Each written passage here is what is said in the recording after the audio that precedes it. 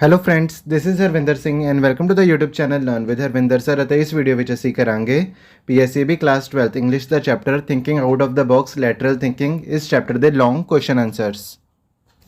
ਦੋਸਤੋ ਇਸ ਗੱਲ ਦਾ ਧਿਆਨ ਰੱਖੋ ਕਿ ਇਸ ਵੀਡੀਓ ਵਿੱਚ ਅਸੀਂ ਇਸ ਚੈਪਟਰ ਦੇ ਲੌਂਗ ਕੁਐਸਚਨ ਆਨਸਰਸ ਕੀਤੇ ਹਨ, ਪਰ ਜੇ ਆਪ ਸਾਰਿਆਂ ਨੇ ਸਾਡੇ ਨਾਲ ਇਸ ਚੈਪਟਰ ਨੂੰ ਸਮਝਣਾ ਹੈ ਜਾਂ ਇਸੇ ਸ਼ਾਰਟ ਕੁਐਸਚਨ ਆਨਸਰਸ ਕਰਨੇ ਹਨ ਤਾਂ ਅਸੀਂ ਉਹਨਾਂ ਦੀਆਂ ਅਲੱਗ ਤੋਂ ਵੀਡੀਓਜ਼ ਬਣਾਈਆਂ ਹਨ ਜਿਨ੍ਹਾਂ ਦੇ ਲਿੰਕ ਥੱਲੇ ਡਿਸਕ੍ਰਿਪਸ਼ਨ ਬਾਕਸ ਵਿੱਚ ਦਿੱਤੇ ਗਏ ਹਨ।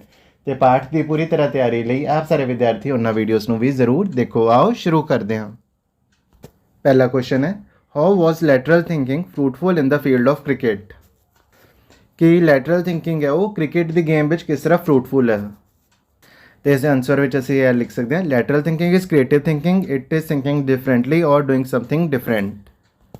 Earlier, cricket was played with red ball. Players used to wear white clothes and the game of cricket was played during the day only. But Gary Packer introduced day-night matches, colorful balls and clothing. It became so popular that the whole world adopted it. Australia experimented with two different captains for test and one-day matches. Nowadays, T20 cricket matches have become very popular among cricket fans. ਤੇ ਪਹਿਲੀ ਦੋ ਲਾਈਨਾਂ ਵਿੱਚ ਅਸੀਂ lateral thinking ਦੀ definition ਦੇ ਬਾਰੇ ਥੋੜ੍ਹਾ ਬਹੁਤ ਲਿਖਿਆ ਤੇ ਉਸ ਤੋਂ ਬਾਅਦ ਅਸੀਂ ਇਹ ਲਿਖਿਆ ਕਿ ਪਹਿਲਾਂ ਜਿਹੜੀ ਕ੍ਰਿਕਟ ਦੀ ਗੇਮ ਉਹ ਰੈੱਡ ਬਾਲ ਨਾਲ ਖੇਡੀ ਜਾਂਦੀ ਸੀ ਤੇ ਵਾਈਟ ਕਲੋਥਿੰਗ ਪਾਈ ਜਾਂਦੇ ਸੀ ਤੇ ਕ੍ਰਿਕਟ ਦੀ ਗੇਮ ਹੈ ਸਿਰਫ ਦਿਨ ਦੇ ਸਮੇਂ ਹੀ ਹੁੰਦੀ ਸੀ। ਤੇ ਕੈਰੀ ਪੈਕਰ ਹੈ ਉਹ ਕ੍ਰਿਕਟ ਵਿੱਚ ਡੇ ਨਾਈਟ ਮੈਚਸ ਦਾ ਕੰਸੈਪਟ ਲੈ ਕੇ ਆਏ, ਉਹ ਕਲਰਫੁਲ ਬਾਲਸ ਤੇ ਕਲਰਫੁਲ ਕਲੋਥਿੰਗ ਦਾ ਕੰਸੈਪਟ ਲੈ ਕੇ ਆਏ ਤੇ ਇਹ ਜਿਹੜੇ ਕੰਸੈਪਟਸ ਨੇ ਇੰਨੇ ਜ਼ਿਆਦਾ ਪੋਪੂਲਰ ਹੋ ਗਏ ਕਿ ਪੂਰੀ ਦੁਨੀਆ ਵਿੱਚ colourful balls, colourful clothing, day night matches ਆ ਹੋਣ ਲੱਗ ਪਏ। ਤੇ ਇਹ ਤਾਂ ਹੋ ਗਿਆ ਇੱਕ ਐਗਜ਼ਾਮਪਲ। ਤੇ ਹੁਣ ਦੂਜਾ ਐਗਜ਼ਾਮਪਲ ਲੈਟਰਲ ਥਿੰਕਿੰਗ ਦਾ ਕ੍ਰਿਕਟ ਦੇ ਵਿੱਚ ਹੈ ਕਿ ਹੁਣ ਆਸਟ੍ਰੇਲੀਆ ਦੀ ਕ੍ਰਿਕਟ ਟੀਮ ਨੇ ਨਾ ਦੋ ਵੱਖ-ਵੱਖ ਕੈਪਟਨ ਬਣਾਤੇ ਵੀ ਟੈਸਟ ਮੈਚ ਵਾਸਤੇ ਵੱਖਰਾ ਕੈਪਟਨ ਹੈ, ਵਨਡੇ ਮੈਚਸ ਵਾਸਤੇ ਵੱਖਰਾ ਕੈਪਟਨ ਹੈ।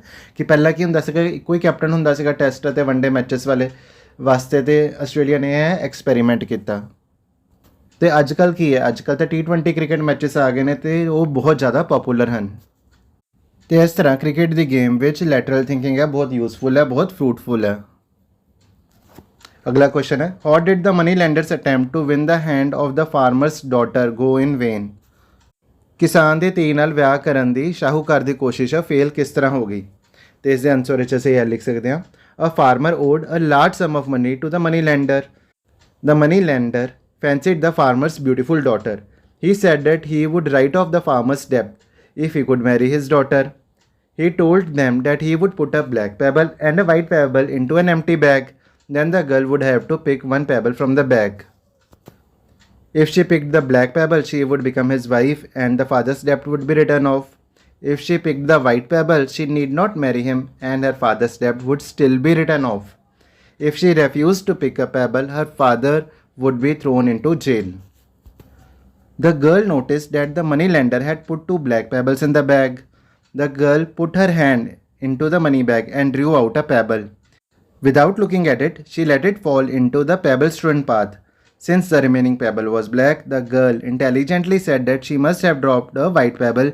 In this way, the moneylender's attempt to win the hand of farmer's daughter go in vain. ਤੇ ਇਸ ਕਹਾਣੀ ਨੂੰ ਅਸੀਂ ਡਿਟੇਲ ਵਿੱਚ ਐਕਸਪਲੇਨੇਸ਼ਨ ਵੀਡੀਓ ਵਿੱਚ ਸਮਝਾਇਆ ਹੋਇਆ ਤੇ ਜਿਹੜੇ ਸਟੂਡੈਂਟ ਨੇ ਇਸ ਕਹਾਣੀ ਨੂੰ ਸਮਝਣਾ ਹੈ ਉਹ ਸਾਡੀ ਐਕਸਪਲੇਨੇਸ਼ਨ ਵੀਡੀਓ ਨੂੰ ਜ਼ਰੂਰ ਦੇਖੇ, ਲਿੰਕ ਡਿਸਕ੍ਰਿਪਸ਼ਨ ਬਾਕਸ ਵਿੱਚ ਦਿੱਤਾ ਗਿਆ ਹੈ। अगला क्वेश्चन है, right a note on theme of the chapter lateral thinking. भी इस चैप्टर ਦੇ ਇਸ ਪਾਠ ਦਾ ਕੀ ਵਿਸ਼ਾ ਕੀ ਥੀਮ ਹੈ। ਤੇ ਬਹੁਤ ਇੰਪੋਰਟੈਂਟ ਕੁਐਸਚਨ ਹੈ ਤੇ ਇਸ ਦੇ ਆਨਸਰ ਵਿੱਚ ਅਸੀਂ ਇਹ ਲਿਖ ਸਕਦੇ ਹਾਂ, this chapter is based on the theme that even complex problems can be solved by lateral thinking. Lateral thinking is creative or non-linear thinking. It is doing something novel or unconventional in nature. Edward de Bono propagated this notion. He believed that intelligence is a potential that all of us have and thinking is a skill to use this potential well. In this chapter, we have seen that a moneylender wanted to marry a farmer's daughter. Because of lateral thinking, she not only saved herself from the moneylender, but her father's debt was also written off. A millionaire got his Ferrari car parked in the bank garage by paying a small amount of $15. Application of lateral thinking can be seen in the game of cricket also. ਤੇ ਇਸ chapter ਦੀ ਇਹ theme ਹੈ ਕਿ ਔਖੇ ਤੋਂ ਔਖੀ ਮੁਸ਼ਕਿਲ ਨੂੰ ਵੀ, ਔਖੀ ਤੋਂ ਔਖੀ ਪ੍ਰੋਬਲਮ ਨੂੰ ਵੀ ਲੈਟਰਲ ਥਿੰਕਿੰਗ ਨਾਲ ਸੋਲਵ ਕੀਤਾ ਜਾ ਸਕਦਾ। ਤੇ ਲੈਟਰਲ ਥਿੰਕਿੰਗ ਕੀ ਹੁੰਦਾ ਹੈ? ਤੇ lateral thinking is creative or non linear thinking. It is doing something novel. Novel ਦਾ ਮਤਲਬ ਹੁੰਦਾ ਨਿਊ ਐਂਡ ਡਿਫਰੈਂਟ, ਕੁਝ ਨਵਾਂ ਕਰਨਾ, ਕੁਝ ਨਵੀਨ ਕਰਨਾ, ਜਾਂ ਅਨਕਨਵੈਨਸ਼ਨਲ, ਜੋ ਪਰੰਪਰਾ ਤੋਂ ਹਟ ਕੇ ਹੋਏ ਕੁਝ ਉਹ ਕਰਨਾ। ਤੇ ਲੈਟਰਲ ਥਿੰਕਿੰਗ ਦਾ ਆਈਡੀਆ ਦੁਨੀਆ ਦੇ ਸਾਹਮਣੇ ਲੈ ਕੇ ਆਇਆ ਸੀਗਾ ਐਡਵਰਡ ਡੀ ਬੋਨੋ। ਤੇ ਇਸ ਚੈਪਟਰ ਵਿੱਚ ਅਸੀਂ ਲੈਟਰਲ ਥਿੰਕਿੰਗ ਦੀਆਂ 2 ਉਦਾਹਰਨਾਂ ਵੀ ਦੇਖੀਆਂ ਤੇ ਅਸੀਂ ਇਹ ਦੇਖਿਆ ਕਿ ਕਿਸ ਤਰ੍ਹਾਂ ਫਾਰਮਰ ਦੀ ਡਾਟਰ ਨੇ, ਕਿਸਾਨ ਦੀ ਧੀ ਨੇ ਆਪਣੇ ਪਿਤਾ ਦਾ ਕਰਜ਼ਾ ਵੀ ਮਾਫ ਕਰਾਇਆ ਲੈਟਰਲ ਥਿੰਕਿੰਗ ਦੇ ਕਾਰਨ, ਅਤੇ ਆਪਣੇ ਆਪ ਨੂੰ ਵੀ ਸ਼ਾਹੂਕਾਰ ਤੋਂ ਬਚਾਇਆ। ਤੇ ਅਸੀਂ ਇਹ ਵੀ ਦੇਖਿਆ ਕਿ ਕਿਸ ਤਰ੍ਹਾਂ ਮਿਲੀਅਨੇਅਰ ਥਾਮਸ ਨੇ ਆਪਣੀ ਗੱਡੀ ਨੂੰ 2 ਹਫ਼ਤਿਆਂ ਲਈ ਛੋਟਾ ਜਿਹਾ ਅਮਾਉਂਟ $15 ਦਾ ਅਮਾਉਂਟ ਪੇ ਕਰਕੇ ਆਪਣੀ ਗੱਡੀ ਨੂੰ ਨਿਊਯਾਰਕ ਸਿਟੀ ਦੇ ਸੈਂਟਰ ਵਿੱਚ ਬੈਂਕ ਦੇ ਗੈਰਾਜ ਵਿੱਚ 2 ਹਫ਼ਤਿਆਂ ਲਈ ਸੇਫਲੀ ਪਾਰਕ ਕਰਾਇਆ। ਤੇ ਲੈਟਰਲ ਥਿੰਕਿੰਗ ਦੀਆਂ ਅਸੀਂ ਐਗਜ਼ਾਮਪਲਸ ਕ੍ਰਿਕਟ ਦੇ ਗੇਮ ਵਿੱਚ ਵੀ ਦੇਖ ਸਕਦੇ ਹਾਂ। ਅਗਲਾ ਕੁਐਸਚਨ ਹੈ, how did lateral thinking help the ਮਿਲੀਅਨੇਅਰ?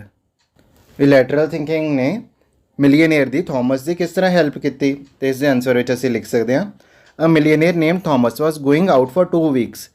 He owned a new Ferrari car and he wanted to park it safely and economically. ਤੇ ਇੱਕ ਮਿਲੀਅਨੇਅਰ ਜਿਸ ਦਾ ਨਾਮ ਥਾਮਸ ਸੀ, ਉਹ 2 ਹਫ਼ਤਿਆਂ ਲਈ ਬਾਹਰ ਜਾ ਰਿਹਾ ਸੀ ਤੇ ਉਸ ਕੋਲ ਇੱਕ ਨਵੀਂ ਫੈਰਾਰੀ ਕਾਰ ਸੀ ਤੇ ਉਹ ਉਸ ਨੂੰ ਸੇਫਲੀ ਅਤੇ ਘੱਟ ਪੈਸਿਆਂ ਵਿੱਚ ਇਕਨੋਮਿਕਲੀ ਪਾਰਕ ਕਰਨਾ ਚਾਹੁੰਦਾ ਸੀ। He visited a bank in New York and took a loan of $5,000 and left his car as security. The car was parked in the underground garage of the bank. After 2 weeks, he returned the loan of $5,000 and also paid $15 as interest. So, due to lateral thinking, he got his car parked safely for 2 weeks and got it back in top condition for just $15. ਤੇ ਕੀ ਹੋਇਆ ਕਿ ਜਿਹੜਾ ਮਿਲੀਅਨੇਅਰ Thomas ਹੈ ਉਹ bank ਵਿੱਚ ਗਿਆ ਤੇ ਉਸਨੇ $5,000 ਦਾ ਲੋਨ ਲਿਆ ਤੇ ਆਪਣੀ ਗੱਡੀ ਐਜ਼ ਅ ਸਿਕਿਉਰਿਟੀ ਉੱਥੇ ਡਿਪੋਜ਼ਿਟ ਕਰਾ ਦਿੱਤੀ। ਤੇ ਜਿਹੜੀ ਗੱਡੀ ਉਸ ਨੂੰ ਬੈਂਕ ਦੇ ਅੰਡਰਗਰਾਊਂਡ ਗੈਰਾਜ ਵਿੱਚ ਪਾਰਕ ਕੀਤਾ ਗਿਆ। ਤੇ 2 ਹਫ਼ਤਿਆਂ ਬਾਅਦ ਕੀ ਹੋਇਆ? 2 ਹਫ਼ਤਿਆਂ ਬਾਅਦ ਉਹ ਵਾਪਸ ਆਇਆ, ਉਸਨੇ $5,000 ਦਾ ਜਿਹੜਾ ਲੋਨ ਹੈ ਰੀਪੇ ਕੀਤਾ, $15 ਐਜ਼ ਅ ਇੰਟਰਸਟ ਪੇ ਕੀਤਾ। ਇੰਟਰਸਟ ਹੁੰਦਾ ਵਿਆਜ ਦੇ ਰੂਪ ਵਿੱਚ, ਉਸਨੇ $15 ਪੇ ਕੀਤੇ। ਤੇ ਲੈਟਰਲ ਥਿੰਕਿੰਗ ਦੀ ਮਦਦ ਦੇ ਕਾਰਨ ਤੇ ਉਸਨੇ ਆਪਣੀ ਗੱਡੀ ਨੂੰ ਵੀ ਸੇਫਲੀ ਪਾਰਕ ਕਰਾ ਲਿਆ 2 ਹਫ਼ਤਿਆਂ ਲਈ। ਤੇ ਜਿਹੜੀ ਉਸਨੂੰ ਉਸਦੀ ਗੱਡੀ ਹੈ ਟੌਪ ਕੰਡੀਸ਼ਨ ਵਿੱਚ ਮਿਲ ਗਈ ਤੇ ਉਸਨੂੰ ਉਸਦਾ ਟੋਟਲ ਐਕਸਪੈਂਡੀਚਰ ਕਿੰਨਾ ਸੀਗਾ? ਸਿਰਫ $15, ਜੋ ਕਿ ਉਸਨੇ ਬੈਂਕ ਨੂੰ ਇੰਟਰਸਟ ਦੇ ਰੂਪ ਵਿੱਚ ਪੇ ਕੀਤਾ ਸੀ। ਤੇ ਇਸ ਤਰ੍ਹਾਂ ਲੈਟਰਲ ਥਿੰਕਿੰਗ ਦੇ ਕਾਰਨ ਜਿਹੜਾ ਮਿਲੀਅਨੇਅਰ ਹੈ ਉਹ ਆਪਣੀ ਗੱਡੀ ਨੂੰ ਸੇਫਲੀ ਅਤੇ ਇਕਨੋਮਿਕਲੀ ਪਾਰਕ ਕਰਵਾ ਪਾਇਆ। ਤੇ ਦੋਸਤੋ, ਇਹ ਸੀਗੇ ਇਸ ਚੈਪਟਰ ਦੇ ਲੌਂਗ ਕੁਐਸਚਨ ਆਨਸਰਸ। ਮੈਨੂੰ ਪੂਰੀ ਉਮੀਦ ਹੈ ਕਿ ਆਪ ਸਾਰਿਆਂ ਨੇ ਸਾਡੇ ਨਾਲ ਇਸ ਚੈਪਟਰ ਦੇ ਲੌਂਗ ਕੁਐਸਚਨ ਆਨਸਰਸ ਉਹ ਕਰ ਲਏ ਹੋਣੇ। ਪਰ ਜੇ ਆਪ ਸਾਰਿਆਂ ਨੇ ਸਾਡੇ ਨਾਲ ਇਸ ਚੈਪਟਰ ਦੇ ਸ਼ਾਰਟ ਕੁਐਸਚਨ ਆਨਸਰਸ ਕਰਨੇ ਹਨ ਜਾਂ ਇਸ ਚੈਪਟਰ ਨੂੰ ਸਮਝਣਾ ਹੈ ਤਾਂ ਅਸੀਂ ਉਹਨਾਂ ਦੀਆਂ ਅਲੱਗ ਤੋਂ ਵੀਡੀਓਜ਼ ਬਣਾਈਆਂ ਹਨ, ਜਿਨ੍ਹਾਂ ਦੇ ਲਿੰਕ ਥੱਲੇ ਡਿਸਕ੍ਰਿਪਸ਼ਨ ਬਾਕਸ ਵਿੱਚ ਵੀ ਦਿੱਤੇ ਗਏ ਹਨ ਅਤੇ ਆਪ ਸਾਰਿਆਂ ਦੀ ਸਕਰੀਨ ਦੇ ਸਾਹਮਣੇ ਵੀ ਆ ਰਹੇ ਹਨ। ਹੁਣ ਦਿਓ ਆਪਣੇ ਅਧਿਆਪਕ ਸਰਦਾਰ ਹਰਵਿੰਦਰ ਸਿੰਘ ਨੂੰ ਇਜਾਜ਼ਤ। ਸਤਿ ਸ੍ਰੀ ਅਕਾਲ।